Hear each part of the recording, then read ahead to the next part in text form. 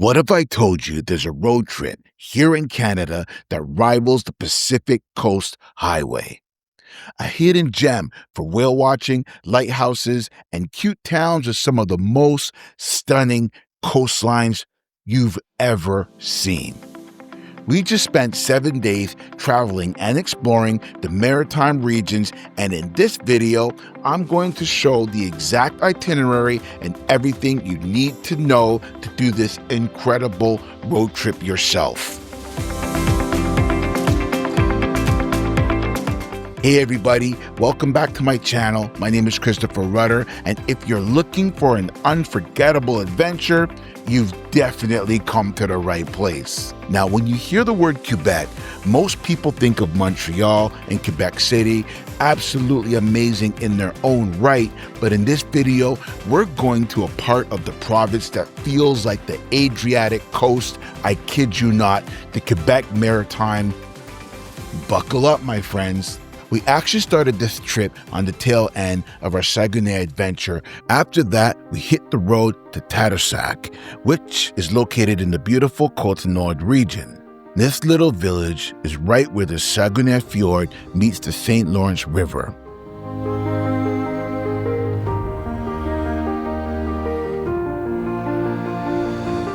Our first stop in Tadoussac was the Marine Mammals Interpretation Center, or CIMM.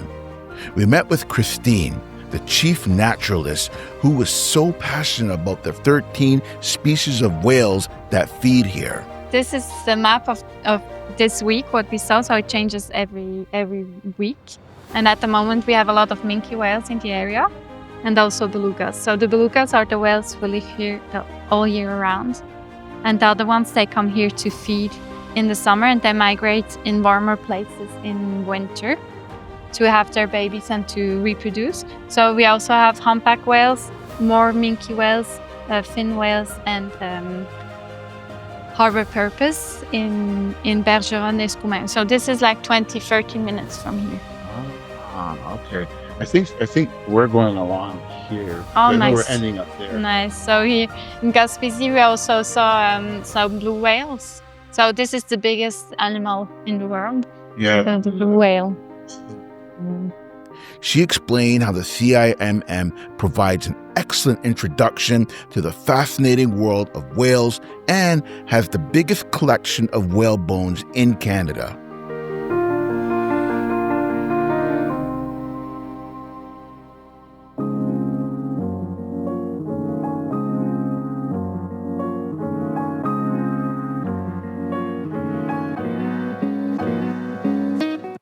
After our interview, we took a short hike on the Ponte de l'Islet Trail, which offers a great view of the bay.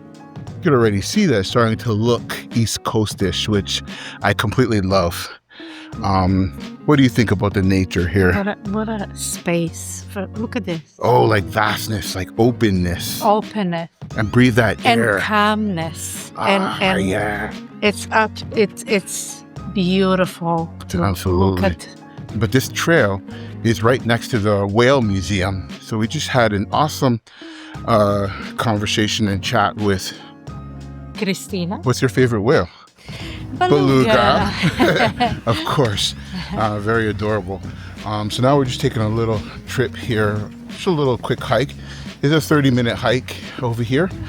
And so nice and easy. This Pretty beautiful chill. view. Yeah, we couldn't resist. Yeah. We also visited Maison, Canada's first trading post built in 1600s, which really highlights Tadoussac's unique history.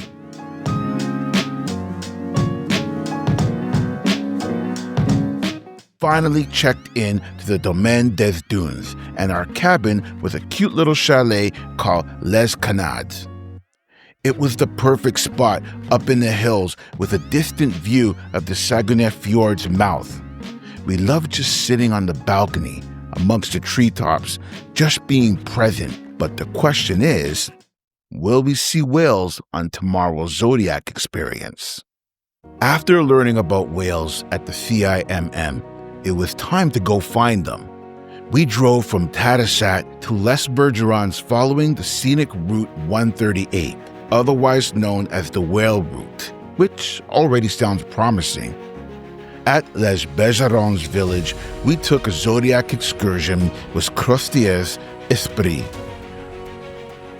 Although they provide big, thick, bright red and yellow life jacket types of raincoats and pants, you should still dress warmly as it can be quite cold on the St. Lawrence, even in a heat wave. But I gotta admit, I make this shit look good. In groups, we marched out to our zodiacs. Our captain, Antoine, was hilarious, fun, and super informative. Almost as soon as we set out, we saw some seals, both in the water and on the rocks, just chilling out. Did you know that these seals can eat half their weight in food? Oh, and that they will purposefully poo so that it attracts fish? Apologies if you're in the middle of eating.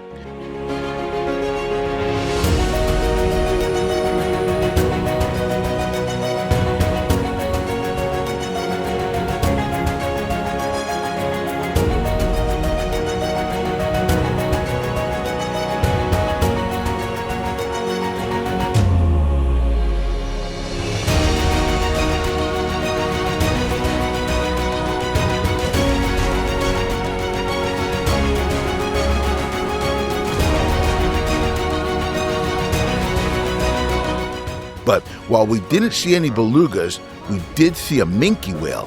Whoa! Such a powerful and humbling experience. You have to be quick. If you blink, you could miss them.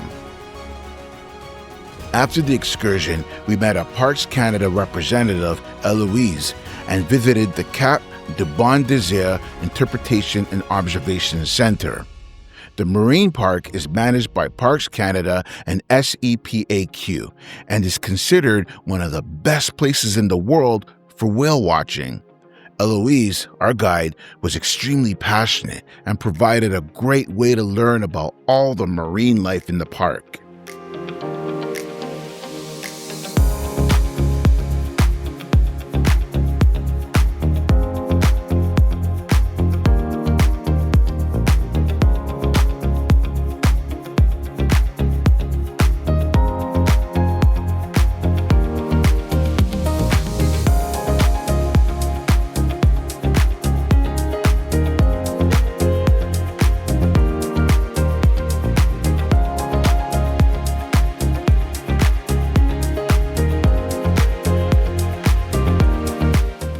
For dinner, we ate at restaurant Chant Martin, where I had the lobster roll and Gordana had the fish of the day. We then drove back to Tadoussac for our second night at the chalet. Hey, what's up? We are in Côte-Nord. And I'm still eating. Stop eating because we need to talk to the people. What's the matter with you? We just came from Tadoussac, amazing place. And now we are going to jump on a ferry and go across the St. Lawrence River, across the other side. And then we have a little appointment there. And then we'll continue exploring the Québec Maritime. So this is new for you because you've never been to the East Coast, really. No, and I'm impressed. Absolutely. We drove to the Les Escarmins wharf, lined up our car, and took a 90-minute ferry to Trois Pistoles. We are on the ferry. We're going to go across the St. Lawrence River. Hee-hee. The ferry ride is a fantastic part of the journey, offering stunning views and a sense of just how vast the St. Lawrence River really is. It's also another opportunity to see whales. Once we arrived in Trois Pistoles, we drove towards Rimouski, which is located in the Bas-Saint-Laurent region. Our first major stop here was the Pointe-au-Pierre Maritime Historic Site, where we met Raphael, who gave us an incredible interview about the site. Another opportunity happened in early 2000 where a diving instructor here at the Maritime Institute we used to train Canadian submariners with escape towers from submarine because they have a replica here. He just came here and said, well, there's a submarine that the Canadian government is going to what's the right word? Salvage or sell to a scrapyard. Right. Because it's out of business right now. I think you should try to get it here. Yeah. So the team at that time said, well, that's a great idea. So they contacted the Canadian Navy and they offered $4 for the submarine, and they said yes. So actually, so as there were 4 people around the table, each putting $1 on the table, sadly we had to pay taxes. So it was $4.60 by the Onondaga submarine. That's a fun story. Taxes. So we bought it, I think it's in 2004. Then we had to raise funds to tow it by the water from Halifax to here, build a building here, develop a visit. And it's an audio guided tour in the submarine. Nice. So it was installed here in 2008 and opened to public beginning of 2009. And if I'm not wrong, there's, I'd say, near 1 million people that visited the submarines. It's been open. So it's more or less 80,000 visitors a year that comes here on the site to visit either the submarine, the Empress of Ireland, the lighthouse, because we still have 42 years later a contract with Parks Canada for the lighthouse tour. It might be the oldest cooperation between a private and public institution in Canada. Might be, I'm not sure of that, but it's... Well, Parks Canada has quite a few partnerships going on with historical sites. Exactly. We explored the Empress of Ireland Museum, the iconic Pointe-au-Pierre Lighthouse, and even saw the HMCS Onondaga submarine. The Empress of Ireland was a passenger liner that sank in 1914, and in some ways, its story is even more tragic than the Titanic. So you see the ship here, it could have, I don't know the exact number, but I'd say up to 1,600 passengers on it, or less than that, and 420 crew members on the ship. Every time it crossed the oceans, it had 420 crew members on it. Because it went from Liverpool to Quebec or the opposite direction 191 times before it sank. So it's not just the story of a sinking when you talk about the Empress. It's all the story of immigration in Canada at the beginning of the 20th century. The museum tells its powerful story. It was a beautiful and emotional experience, and it was so cool to climb to the top of the lighthouse for epic views and to see the real submarine up close.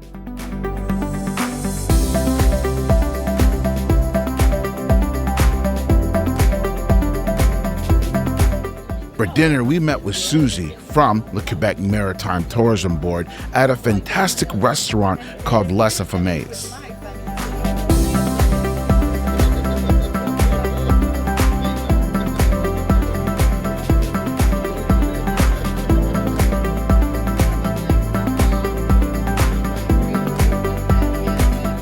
Before checking into Motel Bienvenue for the night, I need to look my best as I'll be meeting with the mayor of a town called Saint Alexander des Lacs. Hey, if you're enjoying this road trip guide and you're getting some great ideas for your own adventure, please give this video a like and consider subscribing. The next morning, we drove from Rimouski towards Saint Alexander des Lacs to see the Chute à la Philomène et Via Ferrata. Yes, another Via Ferrata. Don't remind me, my legs are still burning.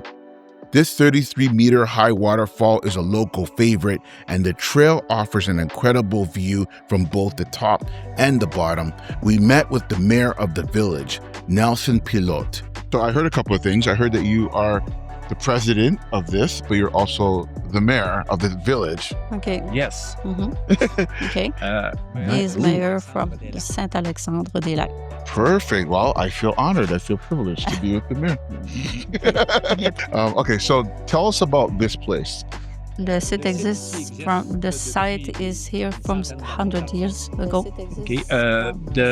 Okay, so we were asking the mayor and the council was wondering what can we do to bring the tourism here, okay, and to invite them, and the kind of visits, the tourism is outdoors, tourism principle. L'escadade après les parois rocheuses. Okay, so the Belvedere over there was built as a partnership with the Council of Saint-Alexandre and the VTT Club of the Matapédia and his president, Monsieur André Blouin. Okay, and it's a belvedere for the unable people, like a wheelchair. So you could access here in wheelchairs, okay, and you can see the falls, the waterfalls from above, and you don't have to go downstairs to see it. Oh, beautiful. I love that. Thoughtful. I love that. We're on what's called a belvedere in French, which I think is probably like a lookout point, like kind of like a bridge that goes out. And right now it's moving. Right now this thing is shaking. Oh, this is crazy. But like we're so high up, the waterfalls is right behind us. And so this is like a small community here of like 300 people, about 150 families. And we just had a conversation with the mayor and of the town, which is cool. But he's also the president of the corporation that helped put all this stuff together. But this thing is pretty cool. Like I was gonna go around like this. So you can see we're on a little outcrop from the store. And then you go like this. You can see that we're completely hanging in midair. Like this is craziness. Falls and the new Via Ferrata are helping to put this charming area on the map as a tourism destination. We couldn't be more excited to help with that.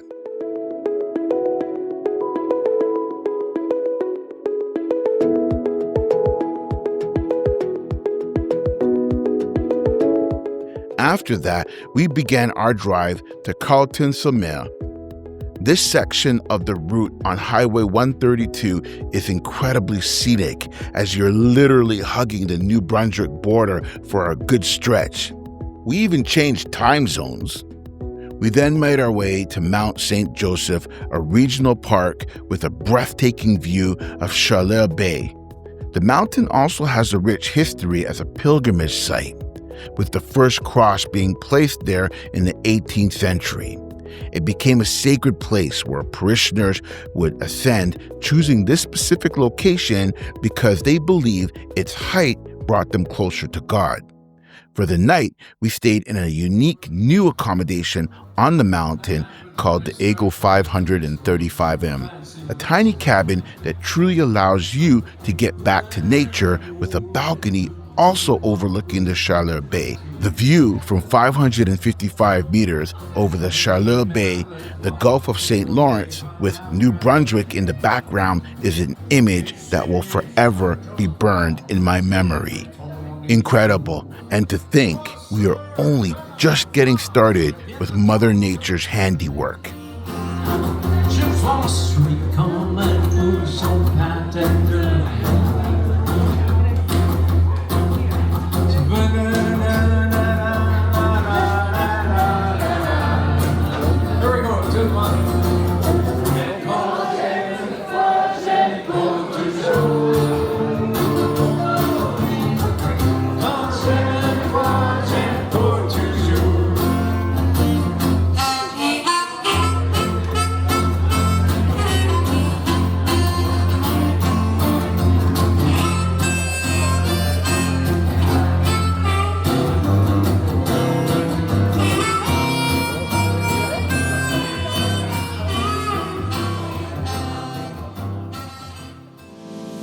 The next leg of our journey was the drive from Côte-Nord to Percé, and I have to be honest, I needed to constantly remind myself that I was in Canada. As we drove along Route 132 with the windows down and the fresh air coming in, the coastal views, beaches, and the way the road hugged the shores of the Gulf of St. Lawrence kept reminding me of a coastal town in Europe. It's that stunning.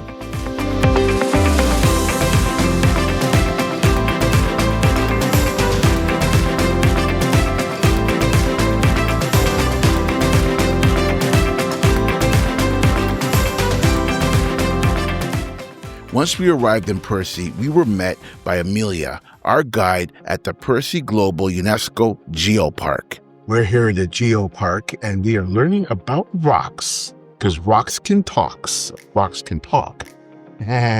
we're going to learn about rocks and stuff. You can't really see me because I'm black. Oh, what about me? First hallway with an intro about the activity. So Agathe is the main character of the story. So she was a lady, learning a lot about rock, and then she's gonna tell you all the story, like what she learned and all of that. Awesome. So in the first hallway, you're gonna have the first station, and then you're gonna have to enter this card with Madame Agathe. Oh, so we're playing a game. I like this. Yeah.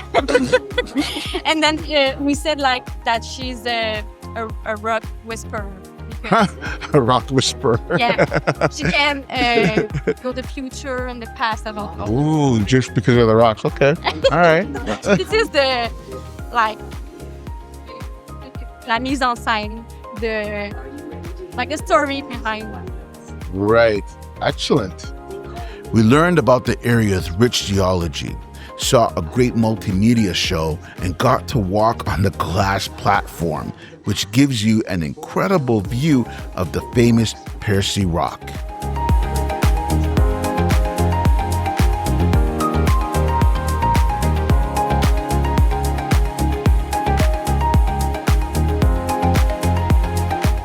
We made it to Gaspésie. Look at this view.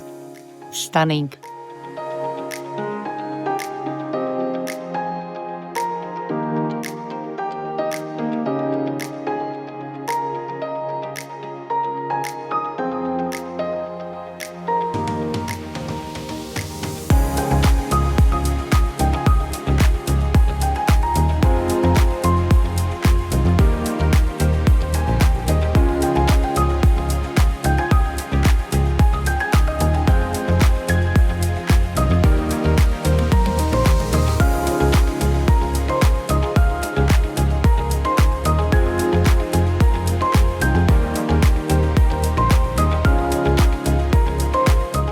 We stayed at the Maison de Captain Flynn, a beautiful cabin on the edge of a cliff with magical and breathtaking views of Percé rock. Absolutely one of my favorite accommodations ever.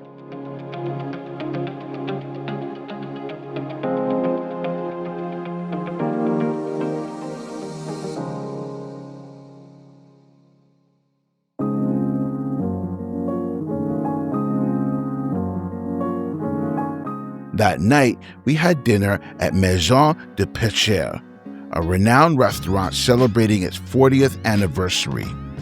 It's a classy joint with exquisite food. I had the linguine with lobster meat, and Gordana had the fish of the day, which was halibut. Absolutely delicious.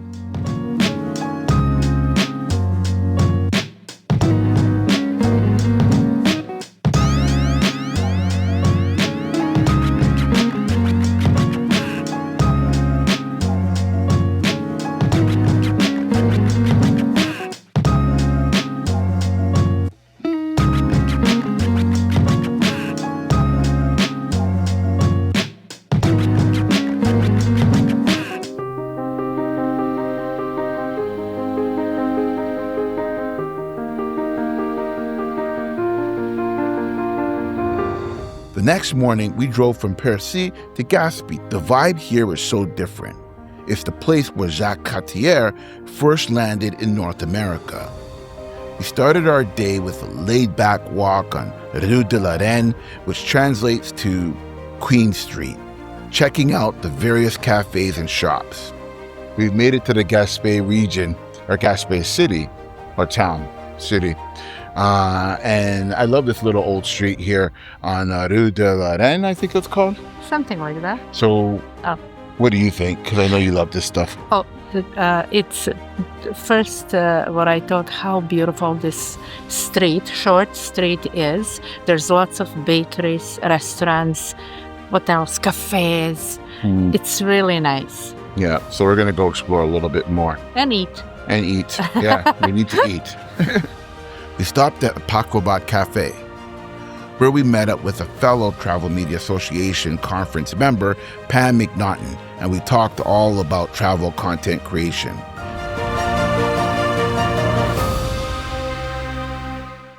After that, we drove towards Rivière-ou-Renard, our destination, Cap au Large, a new attraction where we were met by Anne-Marie. We started by exploring the new area. There's an enchanting boardwalk along a cove and beach, an observation tower with a spectacular view of the fishing harbor, and interpretive panels that immerse you in the local history. So this is the boardwalk, and there is the panel of the history of Fox. Oh, And all the panel, it's a lot of information and the story of the Rivière-au-Renard. so it's telling the story as you walk. Okay, so, and this is the oldest key, you said? This is the oldest Yeah, one? the now? oldest one. Okay, So, well, it's still in function because the boats, they fish, they fish some all kind of fish. Right. And there is a big boat, and it's for the shrimp. Ah, nice. Okay, so what's the most popular type of fish that you can get then? Well, right now the shrimp is going down, but there is they can go and they can go out, but they have a limitation of to have Oh, yeah, because they don't want to overfish. overfish. Right. The big boats didn't go out because the big boats, it's not enough. It's too much of expenses. Ah, okay. Where The main event was a 4D deep sea fishing immersion experience. This was totally unexpected and it was incredible. They even provide a real fisherman's raincoat because you will get a little wet. The film takes you right into the world of a fisherman, and with moving seats, wind, and mist, you feel every wave. It's a truly powerful and immersive experience. Okay, so what did you think of it? It's amazing. What did you like about it? I like the fact that you really felt like out in the ocean and that you moved. You got a little seasick, the feeling of the storms, the clarity of it all, realizing what these fishermen go through on a week journey. And this is something they go through 4 catches a day, and they probably do over 20 different catches. So it's amazing, that they don't get washed out to sea. I know I would. I probably would too. And my last name is Rudder. Yeah, your last name's Rudder. Yeah. And where are you from? I'm from Boston originally. I live in Rhode Island. I heard that accent. Yeah. I was gonna say, I mean, we're from Toronto, so we're here. Yeah. But I know that Boston accent, so I love that city so much. Yeah. Nice. For dinner, we ate at Resto Pub La Revolte. The name itself is a nod to the violent fishermen's revolt or strike that happened here in the past, giving the place a rich, rebellious history. After that, we drove to Anne-Saint-Malo for the night, where we checked into the motel Camping des Enquêteurs.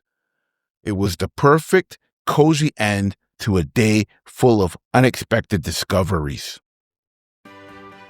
After our night in Anse-à-Valou, it was time to start heading to Sainte-Anne-des-Monts, taking our time with several photo stops along the beautiful Route 132. The drive is dotted with incredible lighthouses like the historic site of the Pointe à la Renommée and Cap Madeleine Lighthouse.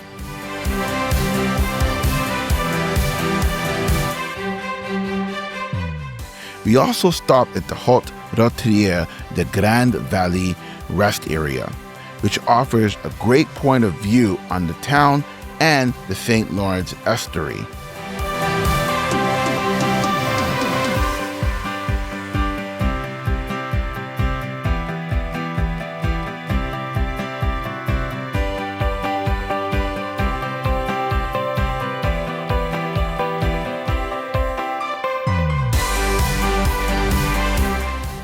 And of course, there's the bright red La Mater lighthouse, which is impossible to miss.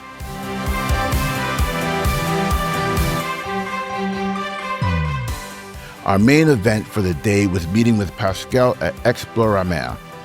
This time, we were there for a truly unique experience, the Dare to Taste activity. We sampled 5 marine species from the St. Lawrence, which are a part of the Unforgettable Blue Fork Smarter Seafood program. It was an adventurous way to try local foods and learn about sustainable fishing. Meaty. It's meaty. Yeah, that's what it's supposed to be. Yeah.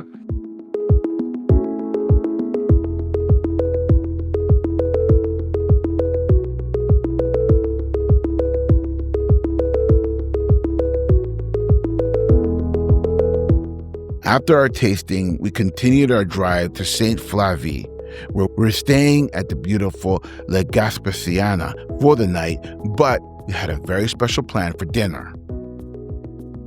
We went to the Centre d'Art Marcel Gagnon, which is so much more than just a restaurant. It's also an art gallery and a place with accommodations. It was an absolutely beautiful and inspiring setting to have dinner, surrounded by incredible sculptures and art. I had some amazing lobster, which was the perfect way to end the day.